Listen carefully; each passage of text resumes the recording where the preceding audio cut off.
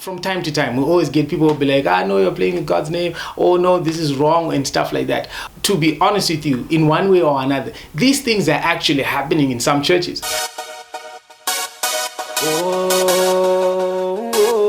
S-L-I-C-K. My name is Nigel Maritinyu. I'm a comedian. I'm also a Christian hip-hop artist. I'm a songwriter, inspirational speaker.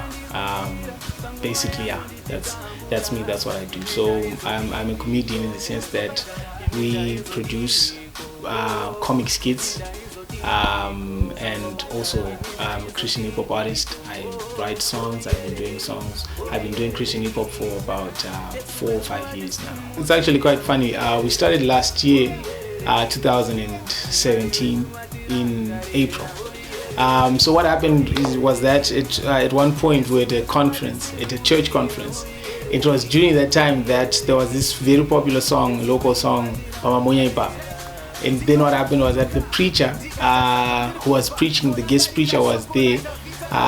During one of his sermons, he made a reference to that song, to match the excitement of the audience. People were just excited, and it was just funny how he said it. So afterwards, we were just hanging out with my friends, just fooling around, playing, chilling.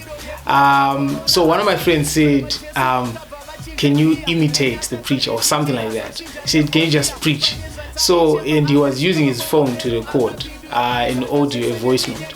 So I did that, and I added a lot of my own stuff, and I tried by all means to change the tone of my voice, because I knew that this guy was probably going to post this voice note into our youth group, so I didn't want people to immediately recognize that it was me. So we did that. So after we made that voice note where it sounded like a preacher was preaching about the song, what surprised us was that we posted the song in our local WhatsApp youth group, and then the next day the same guy who posted that very audio note got it from a friend of his who was elsewhere, was in Dubai. And then the next day someone sent me that same voice note, a friend of mine in SA, and like that, in just about a week's time, the thing had gone so viral. And these people were sending this thing to me, didn't actually know that it was me. They just thought they were sharing something funny. So we realized, just how much of a hit this had become. And, the feeling, you're like, wow, the whole world knows this, and nobody knows that it's me. So there's, just a tiny part of you that wants people to know that I'm the one who did this. But anyway, I just let it slide. I said, no, you know what? We're just having fun anyway. And then one of my friends came up to me and said, you know what? I think we should do a video for this thing so that people know that it's you. And I was really reluctant, because I was like, no, you know what's going to happen? The voice note is like circulated so much in over this short space of time. So if we do a video, people are going to think that we're just trying to ride on someone else's popularity. We're just trying to ride on someone else's wave of fame and just be a hit. And then my friend was like, yeah, you're right, but let's do it anyway. So they forced me, and we did it.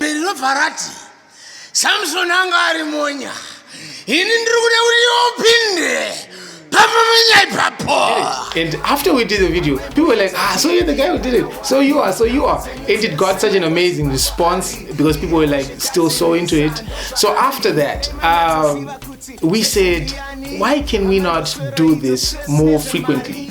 Because really it was just a good feeling, just people liking what you did, and seeing that you entertained so many people with something that's really like so senseless, so to speak. It was nothing serious. We didn't sit down and properly plan this. When we got into this, I've never lost the sense of purpose that I've always carried. I've always wanted to spread a message. I've always wanted to inspire people. So what sets us apart is that we try by all means to fuse our entertainment with inspiration. I want something that people will take away. At the end of the day, I want people to laugh. I want people to enjoy. But at the end of the day, I want somebody to say, but you know what? I was on that page today, and they posted something very meaningful. I think I'm going to do this with my life, or something like that. So basically, the idea of us also providing godly inspiration has been one of the most distinguishing factors. we have concentrated so much mainly on the subject of the church society, church community, which is, all the other comedians have been sort of like maybe all-rounders. They mainly talk about whatever is trending, or they do create their own trends, or it's politics and stuff. But we have mainly been playing around the, church community issues that happen with pastors and believers in churches, especially in our country, which is, I think, one of the reasons why many people have been able to relate. When we make, these skits, the idea is to basically entertain. And then secondly, when we create a concept and we look at it and we say, who might be offended? Because definitely there are some people who will be offended even by the slightest thing. We've always been, from time to time, we always get people who will be like, no, you're playing in God's name, oh no, this is wrong, and stuff like that. But here's the thing, what we're saying is, we are not mocking God in a sense. We are not mocking the Bible. We are not even making fun of Christian ideas, but we are making fun of stuff that actually happens in the church. So this is like, these things, to be honest with you, in one way or another, these things are actually happening in some churches. So this is almost like we are exposing it, but on a lighter note. It's unlike someone is saying, this pastor has been caught giving a fake prophecy, or this pastor has been caught trying to get to his believer to sow a seed or something. We know that these are stories that are happening. So at the end of the day, we are looking at these real issues on a lighter note.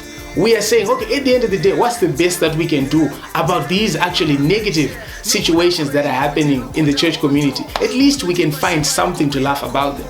So basically, our line is drawn by, we never want to create anything of our own thinking that directly, contradicts the word of God, or directly contradicts the principles of God, but we can make fun out of, topics and issues associated with certain subjects in the church. Like for instance, when we talk about fasting and prayer, we know it's a touchy subject. We know the conversations people make on a day-to-day basis during the time that they're fasting. I'm tired of this fast. I think I'm gonna eat, and stuff like that. So we are just taking what's happening and dramatizing it a bit and just putting it out there, but with no intention to mock the name of God or down talk any other denomination or idea.